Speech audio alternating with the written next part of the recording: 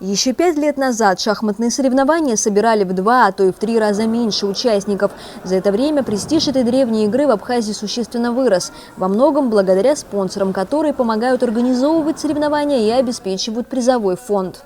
Первый раз у нас было 50 человек, детей участвовало в нашем турнире. А сегодня рекордное количество. Сегодня пришли играть в этом турнире, поучаствовать в турнире 120 человек. Детей, только детей.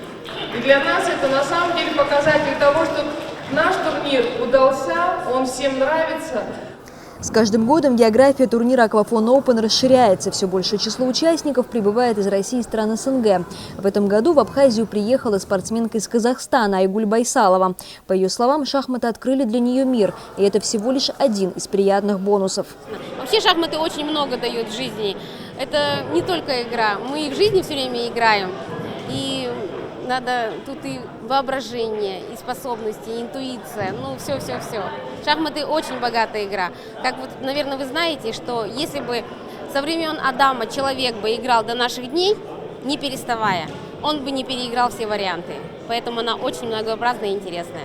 Для родителей, которые с самого раннего детства отдают детей в шахматы, основной аргумент – это то, что они, как и математика, ум в порядок приводят. Я приведу слова известного, такого педагога Сухомлинского, который говорил о том, что без шахмат развитие ума практически невозможно.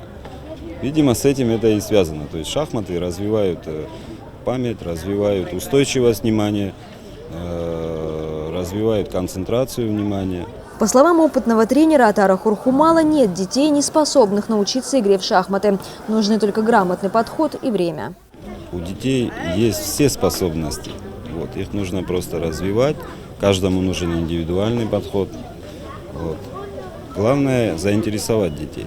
А заинтересовать детей можно в первую очередь призами и грамотами. Их получили все участники турнира «Аквафон Оупен». А самые сильные игроки еще и очки в личную таблицу достижений, а также возможность принимать участие в других, не менее престижных соревнованиях и даже за пределами Абхазии. Марьяна Котова, Раму Камке, Сосрекуагуха, Абаза ТВ.